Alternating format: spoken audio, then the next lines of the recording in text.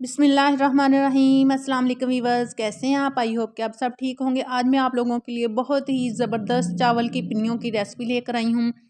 ये जो रेसिपी है मुझे मेरी दादी ने बताई है और वो हमेशा हमें ये ऐसे ही पिन्नियाँ बना कर देती है। अल्हम्दुलिल्लाह से आज बहुत ही ज़बरदस्त रेसिपी होने वाली है। आप लोगों ने फुल वॉच करना है इंशाल्लाह। लाइक शेयर सब्सक्राइब ज़रूर करना है। ये देखें जी, यहाँ मेरे पास 1 किलो चावल हैं, आधा किलो मैंने मूँगफली ली है, 1 पाव मूँगफली, 1 पाव बादाम है, 1 पाव ही किशमिश हैं। कुछ आप अपने हिसाब से भी ले सकते हैं। यहाँ मैंने पीसी हुई चीनी भी ली है और दूसरी भी चीनी रखी हुई है। आप जैसे मर्ज़ी कर सकते हैं, पीसी हुई चीनी भी डाल सकते हैं और दूसरी भी डाल सकते हैं।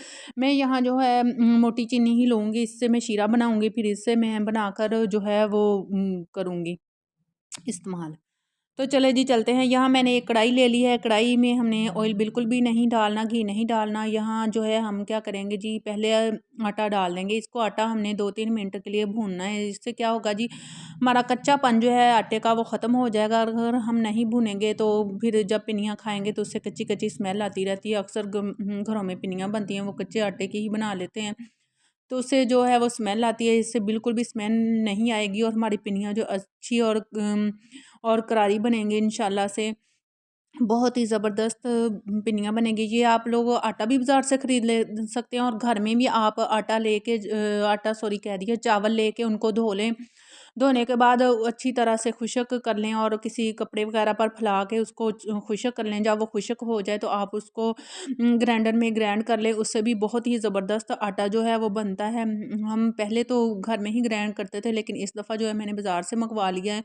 तो इस वजह से ये रेसिपी जो आप लोगों, यहाँ मैंने बादाम भी क्रश कर लिए हैं, यहाँ मैंने मूंगफली भी क्रश कर ली है, यहाँ मेवे जो हैं वो भी मैंने डाल दिए हैं। आटा मेरा अल्हम्दुलिल्लाह भून चुका था और आग मैंने जो है बंद कर दी है और इसी में ये डाल के थोड़ा सा सोते कर लूँगी इनको, ताकि ये भी अच्छे से हो जाए। और यहाँ मैं जो है शीरा बनाने लगी हूँ। मैंने आधा किलो के करीब ही मेरी चीनी है, क्योंकि अगर आप चावल 1 किलो का आटा ले रहे हैं तो चीनी जो आप लोगों ने हाफ़ डालनी है। अगर पूरी ही डाल दोगे तो चीनी ज़्यादा हो जाएगी।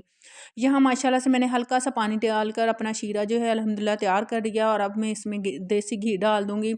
वो भी आप लोगों ने अपने हिसाब से ही डालना है। यहाँ मैं 1 पाव डालूँगी, ज़्यादा नहीं डालना। अगर हम ज़्यादा डाल लेंगे तो फिर हमारी पिन्नियाँ जो हैं ज़्यादा सख्त हो जाएँगी।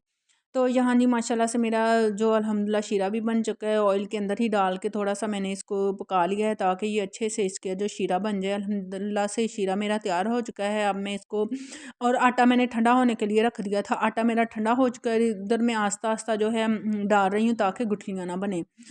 इसलिए कि क्योंकि शीरा हमारा माशाल्लाह से एक तार से बना हुआ है, इसलिए ज़्यादा हिलाना ज़रूरी है। इस तरह से अल्हम्दुलिल्लाह से हिला लें और ये देखें नहीं माशाल्लाह से मेरा अच्छे से मिक्स हो चुके हैं। और अब मैं इनकी पिन्नियाँ बनाऊँगी। देखें माशाल्लाह से कितना सॉफ्ट अल्हम्दुलिल्लाह मेरा बन चुकी हैं पिन्नियाँ। ये देखें नहीं माशाल्लाह से, खाएँ, एंजॉय करें और मुझे भी दुआओं में याद रखें। अल्हम्दुलिल्लाह बहुत ही मज़ेदार ये रेसिपी है।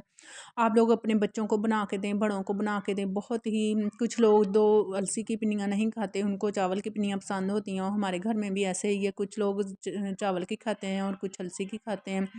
तो हम सबको पहले अलसी की बना ली थी, अब हम चावल की बनाने लगे थे, तो चलो हमने सोचा हम ये रेसिपी जो है आप लोगों के साथ भी शेयर कर दें। माशाल्लाह से अल्हम्दुलिल्लाह इधर मेरी जो हैं पिन्नियाँ तैयार हो चुकी हैं। माशाल्लाह से सुभान अल्लाह, कितनी खूबसूरत इनकी शाइन आ रही है और कितनी मज़ेदार अमेजिंग हैं। खाने में भी मज़े की हैं और देखने में भी मज़े की हैं अल्हम्दुलिल्लाह। लाइक शेयर सब्सक्राइब ज़रूर करें मेरे चैनल को। हम मिलेंगे नेक्स्ट वीडियो में, तब तक के लिए अल्लाह हाफ़िज़।